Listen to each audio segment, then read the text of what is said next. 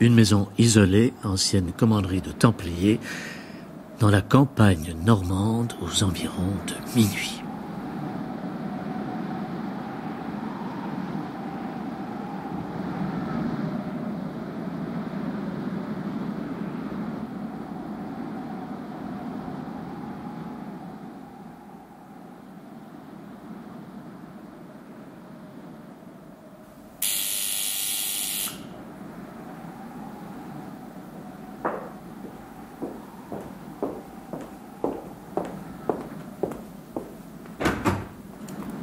Bonsoir, André Lotz. Vous êtes bien Maude Lotz, l'épouse de feu mon oncle Roger? Parfaitement. Mais entrez vite, je vous en prie. Il fait un temps exécrable. Merci.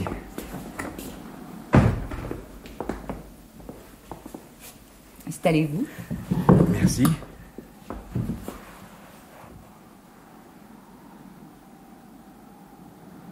Vous avez fait vite. Évreux est à une bonne trentaine de kilomètres, et entre le grésil, le froid et le vent, je ne vous attendais pas avant minuit et demi.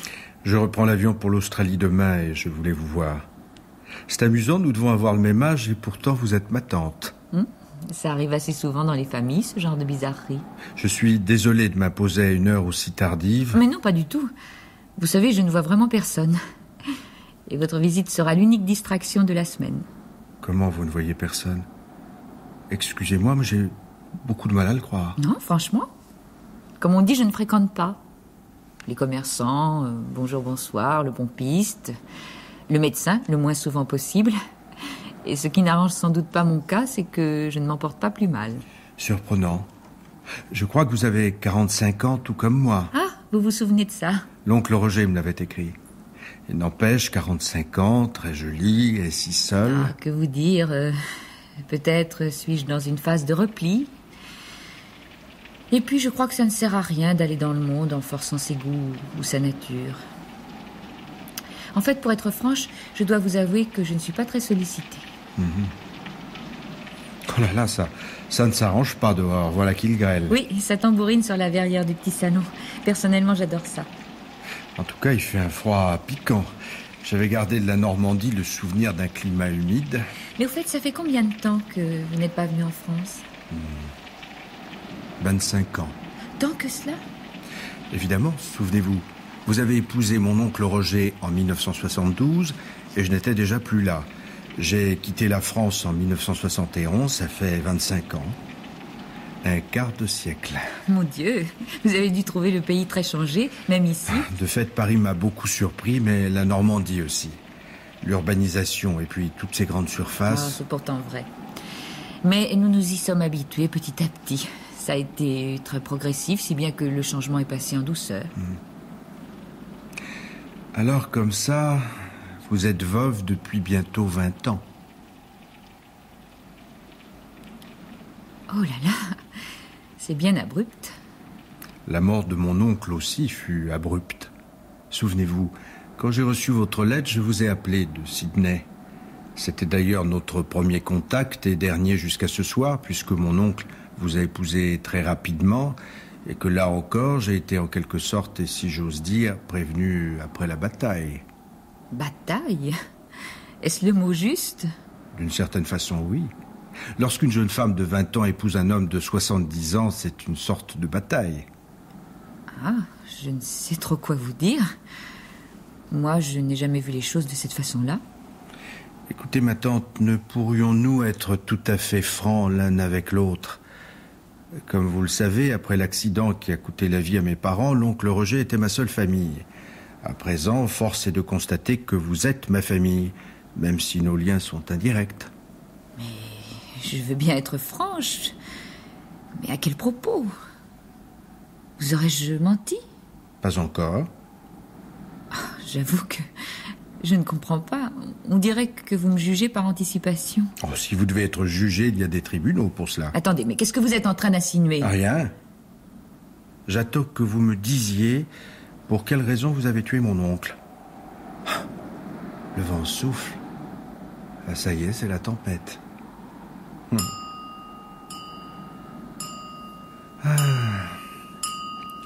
Le vent qui souffle en tempête à minuit, l'heure du crime.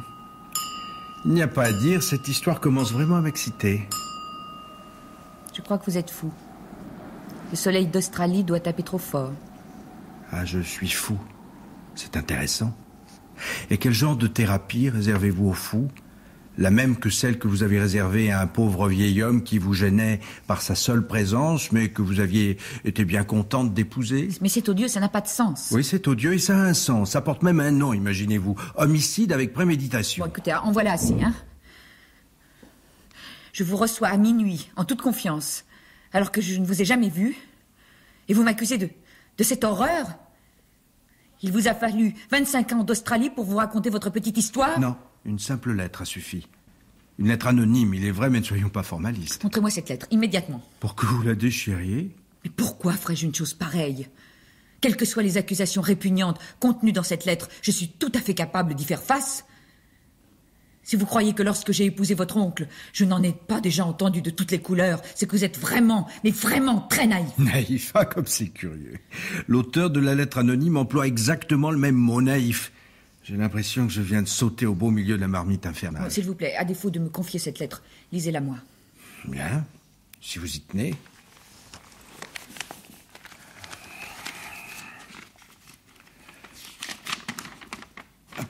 Pauvre crétin. Ah, ça c'est moi, c'est intitulé Pauvre crétin. Poursuivez, s'il vous plaît. D'accord. Pauvre crétin. Faut-il que tu sois naïf, et je suis poli, pour t'être laissé entortiller par la jeune et jolie veuve de ton oncle, Roger le crétin senior. Marié à 20 ans, veuve à 25. Tu avoueras, sinistre imbécile, que c'est du rapide. Au lieu d'aller faire je ne sais quoi en Australie et sûrement élever des moutons qui engraissent aussi bien en France, tu aurais mieux fait de surveiller le vieux gâteux tombé entre les mains d'une intrigante. Mais comme tu sembles débile, je vais t'expliquer les questions que tu serais avisé de poser à qui de droit. Primo, comment est mort ton oncle qui, la veille de son décès, parcourait encore les rues du village d'un pas alerte? Secondo, comment la veuve joyeuse qui a hérité cette ancienne commanderie a-t-elle trouvé l'argent pour rénover? Tertio, quel lien avait-elle avec le notaire Lubric? Continuez, ça ne me fait pas peur. Bien, le notaire Lubric, qui, c'est de notoriété publique, était fou d'elle, au point de lui faire livrer des roses toutes les semaines jusqu'à ce que le diable l'emporte. Question subsidiaire, fais-toi expliquer dans quel état cette dame séduisante s'était présentée chez ton oncle. Après ça, tu pourras retourner dans ton Australie, une fois les gendarmes mis au courant. C'est tout?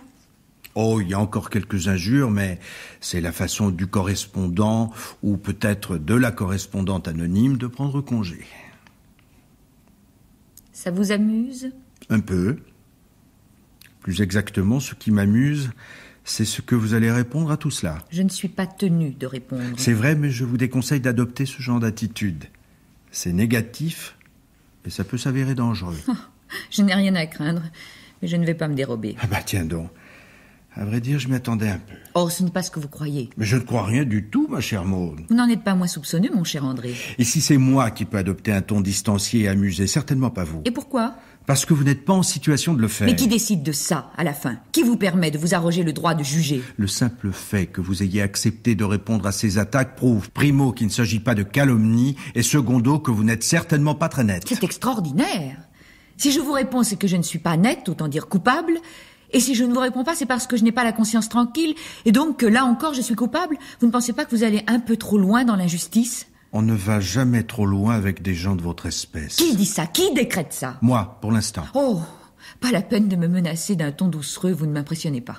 Je suppose qu'il est assez difficile d'impressionner une criminelle calculatrice qui, depuis 20 ans, a eu largement le temps de digérer son sale petit crime.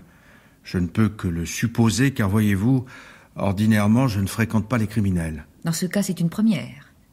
Vous devez être tout à fait bluffé. Je vous ai déjà demandé de ne pas vous essayer à l'humour. En temps normal, je crois que je pourrais apprécier, mais venant d'une tueuse, c'est un petit côté, comment dirais-je, cynique. C'est tout à fait insupportable.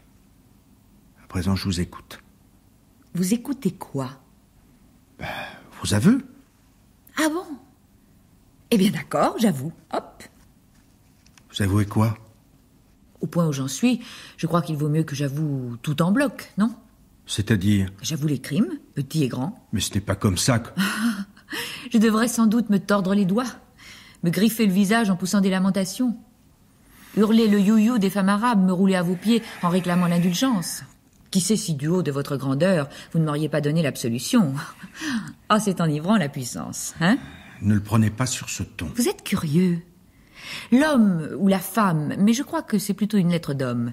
L'homme qui vous insulte dans sa lettre anonyme, ça ne vous choque pas. Mais que je prenne vos accusations comme elles le méritent, alors là, ça vous devient insupportable. Si vous étiez membre d'un jury populaire, je demanderais à mon avocat de vous écarter. Parce que je suis trop lucide, sans doute. Non, à cause de vos préjugés et de vos préventions. Vous n'êtes pas serein, André. Ne m'appelez pas André. Ah, Monsieur Lotz, alors. Mais ça l'affiche très mal, Monsieur Lotz, car je suis moi-même une Madame Lotz. Que va-t-on penser au village? Je déteste votre cynisme. Vous n'aimez pas les faits, mais les faits sont têtus. Moins que moi. Monsieur et Madame Lotz. Vous n'auriez pas à rougir de Madame Lotz, Monsieur Lotz. Savez-vous que je fais encore mon petit effet? Tiens, je croyais que vous ne sortiez jamais. Décidément... Ne prenez pas un air futé. Vous ne m'avez absolument pas mise en contradiction. Je fais mon petit effet dans les endroits où l'on peut trouver une femme qui vit seule depuis la mort de son mari. Vous avez fait un gros effet à votre notaire. Merci, je suis déjà au courant. Mon Dieu, comme vous êtes restrictif. Je ne vais pas nier que je plaisais beaucoup à Maître Pézeril, notre regretté notaire, mais ce n'était pas le seul. On peut savoir? Oh, rien que des princes charmants estampillés Hollywood. Alors, nous avons le jeune apprenti garagiste du pompiste qui se précipite pour me servir et prend ma carte bleue d'une main tremblante. Nous avons le boucher du village, mais son charme est discret, car l'homme est marié, alors il triche sur les quantités, me donne la meilleure qualité au prix de l'ordinaire et me coule des yeux de merlan frit pendant que sa femme, à la caisse, compte ses sous. Au moins son argent, elle l'a gagné honnêtement. Tout le monde... Ne peut pas en dire autant. Vous êtes sans surprise. Pas sûr. Je crois que ma venue s'apparente à une surprise, de celle qu'on n'attend pas. Disons, une mauvaise surprise. Là, vous vous dévalorisez. Le tête-à-tête avec vos moutons, ça ne doit pas vous réussir. À votre place, je tenterai une analyse. Pas besoin de psychiatre pour détecter un monstre froid. Je ne suis pas un monstre, parce qu'en général, on ne regarde pas les jambes des monstres comme vous le faites. Et je ne suis pas froide. Et même si vous l'ignorez, je crois que vous vous en doutez. Allons, ne vous troublez pas. Quand on reçoit son neveu à minuit en mini-jupe, collant noir et haut talon, il faut pas s'étonner s'il vous regarde avec... Je vous regarde, point à la ligne. Tout d'abord, mon neveu, nous avons le même âge. Je sais par votre oncle que vous êtes de juin. Et alors? Je suis de décembre, darling. Donc, votre cadette de 6 mois. Le neveu est plus âgé que sa tante. Tiens, en voilà du pittoresque. Pas une raison pour me recevoir dans cette tenue, une tenue à la limite. À la limite de quoi? Vous aimeriez sans doute que je m'avoue allumeuse, hein? C'est flatteur pour vous parce que si je vous allume, c'est que je vous estime digne d'intérêt. Ça peut être aussi un moyen pas très élégant d'endormir mes soupçons. Oh, ils se réveilleront bien tout seuls et à la première occasion. Mais comme je n'ai aucune raison de vous ménager, je vais vous faire un aveu. Ce genre de tenue, c'est l'héritage de votre oncle. Quoi? Qu'est-ce que vous racontez? Eh oui. À la lecture de la lettre délicatement anonyme, vous m'avez posé 4 questions. Cela s'apparente à l'une d'elles, je vais donc y répondre. Et puis, lorsque je vous aurai donné satisfaction en répondant, vous me laisserez aller me coucher. Est-ce que nous sommes bien d'accord? Ce n'est pas parce que vous répondrez que les réponses me donneront satisfaction, nuance. Oui, mais ce sera comme ça et pas autrement. Et si vous pensez que j'ai tué votre oncle, vous pourrez toujours aller voir les gendarmes d'Évreux, il y a une permanence. Ça, vous pouvez me faire confiance. Mais comment donc? Alors, un peu d'histoire. Savez-vous comment j'ai rencontré votre oncle? Franchement, non. Comme vous l'avez dit, c'était en 1972, époque un peu brouillonne, un peu confuse. J'avais été jouer les beatniks en Angleterre. Le bateau m'avait laissé au Havre sans un sou. J'avais faim. Et j'avais froid. Et pour la petite histoire, J'avais 39 de fièvre. C'était en novembre, je portais un vieux jean, un petit pull qui ne me cachait pas même le nombril, et une veste de velours noir. Tous les types qui m'ont pris en stop, tous, sans exception, m'ont dragué, insensible au fait que j'étais malade et que je claquais des dents. Le dernier, qui m'avait prise avant Évreux, avait tout simplement quitté la nationale pour m'emmener ici, ou plus certainement à la forêt qui se trouve derrière le village. Vous voulez un dessin ? Il vous a violé ? Non. Au début, je dormais. Puis, j'ai ouvert les yeux et j'ai compris.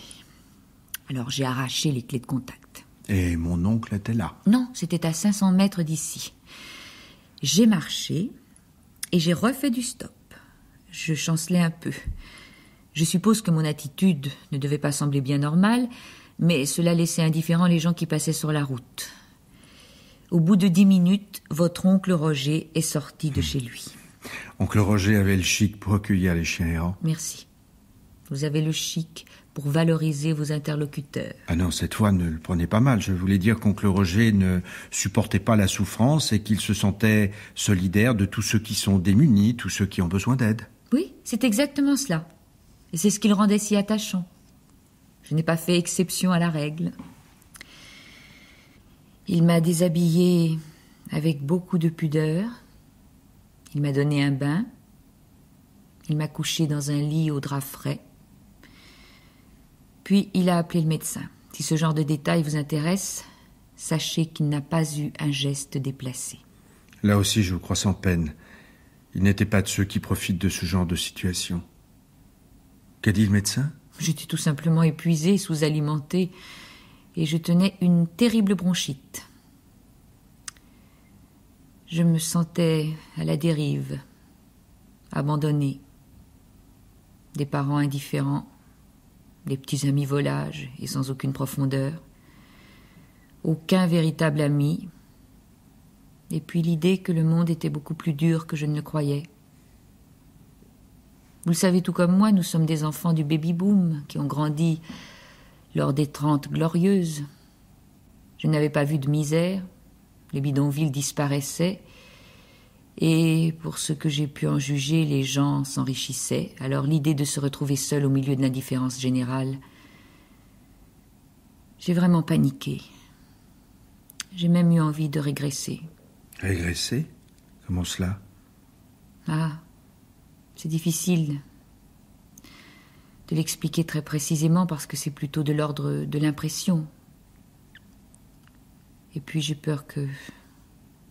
Enfin, vous ne compreniez pas. Je sais que j'ai eu un long tête-à-tête avec les moutons, mais je ne suis pas totalement obtus. Parlez-moi de cette régression. Oh. Pour un peu, ça me rappellerait mes fameux moutons. Tiens, c'est la première fois que je vous trouve à peu près humain.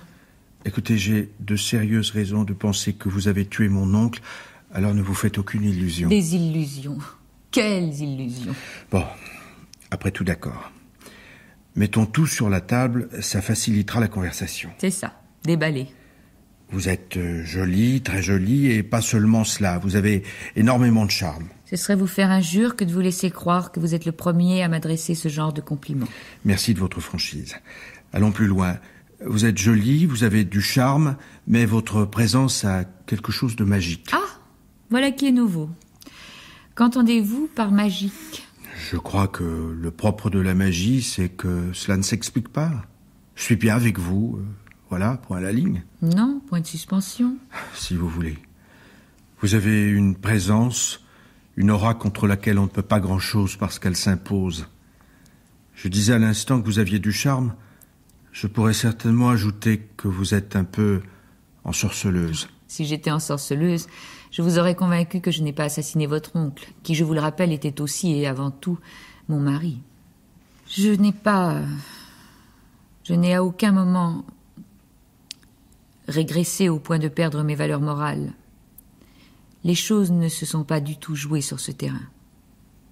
En fait, c'est même le contraire. Puisque votre oncle, au cas où vous l'ignoreriez, était quelqu'un de très fort, de très structuré, qui savait exactement où il allait. C'est d'ailleurs sans doute ce qui m'a le plus séduite chez lui. J'avais l'impression d'être une gamine qui avançait dans la vie en tenant John Wayne par la main. C'est pourtant vrai qu'il avait un côté John Wayne, l'oncle Roger. Jusqu'à y compris dans sa manière de boire du whisky sans tenir compte de ces étiquettes que vous employez en France. Ah, comment est-ce déjà? Abus dangereux? Non, ça c'est les cigarettes. Pour l'alcool, c'est consommer avec modération. Ah, exact. Mais excusez-moi, je vous ai coupé. Reprenez, je vous en prie. Ah oui, je tentais de vous expliquer la nature de cette régression. Ça a commencé tout de suite? Dès que vous avez fait la connaissance de mon oncle? Oui, c'est très frappant. Et ça correspond bien à cette sorte de prise en charge. Sa manière de régler tous les petits problèmes pratiques qui, à moi, me semblaient absolument insurmontables. Alors, je suppose que sans que cela soit tout à fait conscient, j'ai voulu aller encore plus loin. Je veux dire que, puisqu'il me déresponsabilisait complètement, et que cela me soulageait, j'en voulais davantage encore. Je ne voulais plus du tout de préoccupations, plus de soucis. J'avais l'impression de remonter le temps à l'envers, de revivre mon adolescence, de redevenir une petite fille. Je crois même que je jouais au bébé parce que j'étais avec un homme riche. C'est un point sur lequel nous reviendrons. Il n'était pas seulement riche, mais extrêmement généreux. Je me demande, à vous regarder aussi songeur, si vous me comprenez ou si vous avez tout simplement décroché. Je vous comprends parfaitement et là n'est pas du tout la question. Par contre, ce qui me gêne, c'est... bien comment dire... Ah, oui, je vais vous le dire. Vous pensez que je n'ai pas tout le temps joué au bébé puisque Roger a tout de même fini par m'épouser. Oui, il n'y a pas à dire, vous êtes vraiment très fine. Oh, merci. Alors ? Eh bien, je n'ai jamais véritablement pu faire la distinction entre ce qui relevait de la reconnaissance et ce qui appartient à une sorte de culpabilité. Pour ma part, mais vous n'êtes pas obligé d'adopter mon mode de pensée, je résume tout cela en me disant que j'éprouvais pour Roger un très grand sentiment de gratitude et que, de mon côté, voyant à 1000 petites choses que la jeune fille plutôt jolie que j'étais ne le laissait pas indifférent, eh bien je me suis offerte à lui et tout de suite, je me suis sentie comme en paix avec moi-même. Ah, c'est ça. Vous avez l'air déçu. Non, je me dis simplement que j'aurais pu y penser tout seul parce que raconter de cette façon-là, ça paraît en effet extrêmement logique. Logique. Disons légitime. D'ailleurs, c'est moi qui ai tout fait. Comment cela? Oh, n'allez pas imaginer que je l'ai vampé en prenant des pauses à l'anguille ou que je marchais en roulant des hanches. Mais je n'ai jamais rien imaginé de semblable. Tant mieux, parce que ce n'était pas prémédité. C'est arrivé... Disons que c'est arrivé, voilà tout. Je ne veux pas pousser l'indiscrétion trop loin. Bien que très tardif, ces scrupules vous honorent, mon cher André. Je ne sais que vous dire. En tout cas, vous m'avez laissé vous appeler André. J'en conclus que nos relations enregistrent une embellie et que nous allons vers une sorte de coexistence pacifique. Ah, cependant, n'allez pas croire... Oh, je sais, vous pensez toujours que j'ai tué votre oncle. Franchement, oui. J'en ai l'intime conviction, même si par ailleurs, je conviens que vous êtes une femme pleine de séduction. Alors attention. Gardez-vous de tomber dans les filets que je tends avec la plus profonde hypocrisie. Qui sait si je n'affiche pas une certaine franchise pour mieux vous égarer? Je ne comprends pas. C'est pourtant simple. Il me suffit d'être honnête sur 95% de ce que je dis et les 2% de mensonges passent en douceur avec le reste. Ne caricaturez pas ma pensée. Je suis méfiant, c'est vrai, mais c'est mon devoir. Oh là là, un homme de devoir. Vous trouvez cela ridicule? Franchement, non. Ah, j'aurais cru. Arrêtez de me faire des procès d'intention. D'accord. Excusez-moi. Mais ne vous excusez pas non plus. Mais... Je comprends vos doutes, vos soupçons. Je dirais même que je vous comprends. Mais gardez la mesure, soyez, je ne sais pas, peut-être plus réservé. Mais qu'est-ce que j'ai fait de mal? Ah, mais c'est vous qui régressez. Vous êtes arrivé plein de soupçons, des tas d'accusations à la bouche, et maintenant vous êtes comme un petit garçon qui craint d'avoir fait une grosse bêtise. Pour un peu, je vous trouverai émouvant. Ah, je ne sais si je dois vous en remercier. Ah non, ne me remerciez jamais, j'ai horreur de ça. Bon, j'allais vous dire comment j'étais devenue la maîtresse de votre oncle. Ça vous intéresse toujours? Mais... Oui, bien sûr, ça vous intéresse. Je vous assure... Et moi, je vous assure d'autre chose. Lorsque vous quitterez ces lieux, je n'attends que 2 attitudes de votre part. Ou vous allez à la gendarmerie confier vos soupçons, ou vous retournez en Australie, l'esprit apaisé. C'est sans doute ce que je pense. Vous savez, je ne peux pas penser pour vous. Enfin, pas tout le temps. Il vaudrait peut-être mieux que vous soyez autonome. D'accord. Alors voilà. Je suis devenue la maîtresse de votre oncle d'une façon... Enfin, c'est très banal, c'est même un peu fleur bleue.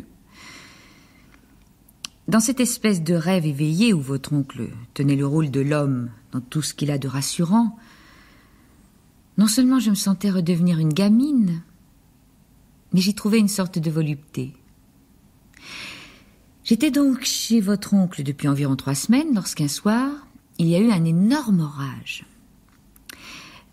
J'ai trouvé cet orage terriblement angoissant. J'ai eu vraiment peur.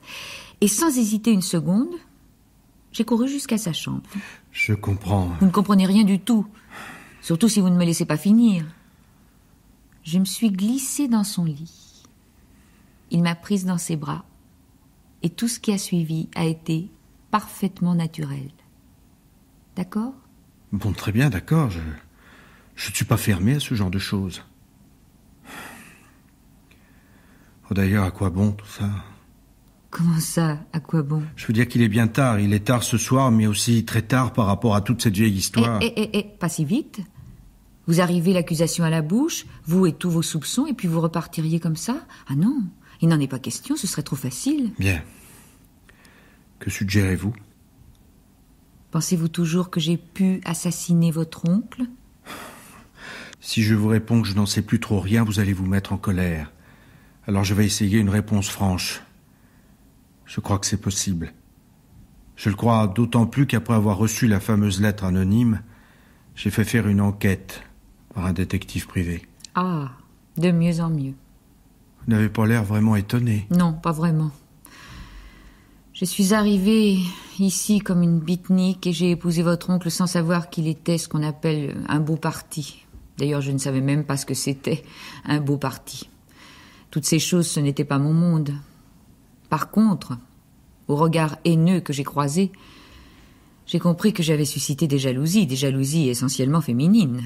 De là à envoyer une lettre anonyme au petit-neveu d'Australie, il n'y avait qu'un pas qu'une bonne âme n'a pas hésité à franchir. Bon, ça, je veux bien l'admettre. Alors, allons jusqu'au bout. Votre oncle a pris un véritable plaisir à jouer les Pygmalions. C'est lui qui m'a féminisée. Conseiller les jupes plutôt courtes et les parfums de luxe. D'accord. Mais le détective privé s'est également posé le problème de l'argent des rénovations. Ah, l'argent. Vous êtes en train de me jouer Goupy Main Rouge? Franchement, je suis perplexe. Le privé a chiffré les travaux de rénovation à près de 70 millions de centimes, payés cash. Et alors? Mais mon oncle n'a jamais eu une somme pareille. 200 000, peut-être 250 000 francs, mais pas davantage. Ah, vous suggérez que lui et moi, sorte de Bonnie and Clyde du département de l'Eure, nous aurions pu écumer les banques du pays? Non, je ne vais pas jusque-là. Ah, mais j'ai envie. Mais alors, très envie de vous voir brusquement mal assis, au propre comme au figuré, puisque vous êtes arrivé vautré dans vos certitudes. Si j'ai fait une erreur, je suis homme à le reconnaître. Une fois que le mal sera fait, oui, c'est assez commode. Mon seul problème est de savoir la vérité. La vérité, vous auriez pu la trouver tout seul, si vous vous étiez intéressé un tant soit peu à l'histoire de votre famille. Ne me dites pas que vous n'êtes pas au courant de la rumeur qui entoure cette vieille commanderie de Templiers. Ah non, là je ne marche pas, c'est vraiment trop gros. Ah oui, c'est trop gros? Et qu'est-ce qui est trop gros, s'il vous plaît? Vous n'allez tout de même pas oser me faire le coup de cette vieille histoire de trésor des Templiers. Trésor, c'est peut-être un grand mot. Vous persistez. Eh bien oui. Non, je vous en prie, racontez-moi ça. J'adore les contes de fées. Oh, mais non, pas du tout. Vous êtes tellement malin qu'il va sans dire que vous allez trouver ça tout seul. Oh, je pourrais. Ce genre d'histoire débile demande un minimum d'imagination. Eh bien, déployez-le, ce minimum d'imagination. Montrez ce que vous savez faire. Il était une fois... Ah non, pas de ça, je vous prie, c'est vraiment trop facile. Bon, d'accord. En essayant de mettre une certaine logique de votre côté, si la chose est toutefois possible, disons que mon oncle Roger a dû être émerveillé par son bonheur tout neuf. Après tout, une jeune et jolie jeune fille, pour lui, c'était assez inespéré. Faut même croire que cela lui a donné le goût de l'entreprise, qu'il a voulu se fabriquer un joli petit nid d'amour tout neuf, pour y abriter son bel amour amené devant sa porte par le vent. Jusqu'ici, ça vous va? Non. Je trouve le ton un peu condescendant. Et à la réflexion, je me demande si vous avez vraiment aimé votre oncle. Mais bien sûr que j'ai aimé mon oncle. Alors laissez tomber l'ironie. Et poursuivez plus sobrement. Vous ne souscrivez pas à ce que j'ai dit? Je parle sur le fond, évidemment. L'histoire de la maison retapée? Oui, précisément. La maison retapée, comme l'attestent les nombreuses cloisons abattues, ses pièces agrandies et un incontestable modernisme, tant dans les matériaux employés que dans la décoration. Ah, bien sûr que tout a changé et que ça saute aux yeux. Un premier point. Alors, si nous voulons rester dans le conte de fées, voilà comment je vois les choses. Un matin, je dis un matin, mais ça pourrait s'être passé un soir. Oh, comme c'est drôle. Passons. Un jour, dans sa perspective de moderniser la maison, dont l'agencement des pièces n'avait pas bougé depuis des siècles, mon oncle a dû s'attaquer à une cloison. Il lève sa pioche, fait tomber de gros moellons et découvre un vide. Surprise, ce court espace n'existe pas. Il ne figure même pas sur le plan de la maison. Qu'est-ce à dire ? Le cœur de mon oncle commence à battre la chamade, car il n'ignore pas que cette maison, qui est classée monument historique, a été autrefois une puissante commanderie de l'ordre du Temple, très solidement installée dans cette région. Évreux, Rublemont, Le Neubourg, Saint-Étienne de Renneville, Grisol et j'en passe. Que va-t-il trouver ? C'est à vous de le dire. On est maître du feuilleton ou on ne l'est pas. Les pierres roulent à ses pieds, le rythme de travail s'accélère, bientôt la brèche est suffisante pour laisser passer oncle Roger. Il se baisse légèrement et pénètre dans la cavité. Et là, vous m'entendez, il reste cloué sur place par la surprise. Que vient-il de découvrir ? La mobilette qu'utilisa Godefroy de Bouillon pour partir en croisade. Oh, c'est facile. Dites, je ne fais qu'utiliser vos armes, hein. Après tout, c'est vous qui faites dans la grosse farce depuis un petit moment déjà. Je commençais à y croire. Ça prouve que vous êtes bon public. Bon, allez, achevez votre histoire. Je vous disais donc qu'il pénètre dans la cache. 2 squelettes semblent l'y attendre. Reconnaissons-leur que depuis Philippe le Bel, ils ont fait preuve de patience. À côté des ossements de ces malheureux squelettes qui portent encore la cotte de maille, on distingue un énorme coffre ouvert, d'où des centaines de pierres précieuses scintillent de 1000 feux. Qu'est-ce que vous dites de ça ? J'en dis que si c'était vrai, c'est aux îles Marquises que vous auriez dû aller me dénicher. La vérité est beaucoup plus modeste. Ah bon ? Parce que vous maintenez cette histoire de trésor. Trésor. Le mot est fort, à moins que vous ne l'entendiez d'une façon artistique. Et puis le lieu était moins romantique. Finalement, rien ne va dans votre histoire. Avec la mienne, par contre, vous risquez d'être déçu. Non, pas du tout. Il y avait bien un double fond, mais il était derrière l'immense foyer de la cheminée. Le trésor, comme vous dites, ce n'était guère plus qu'un sac de monnaie d'or, une dizaine de beaux bijoux, une épée aux manches ornées d'un gros diamant et des objets de piété tels que des calices en or.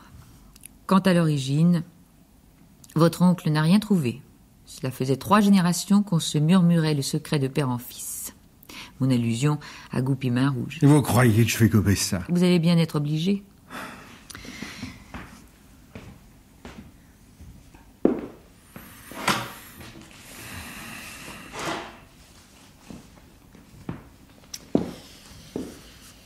Voilà. Lettre de remerciement des affaires culturelles, lettre du ministère des Finances, etc. Roger a fait tout dans les règles. Et il a touché son pourcentage, sur la valeur du trésor, comme vous dites.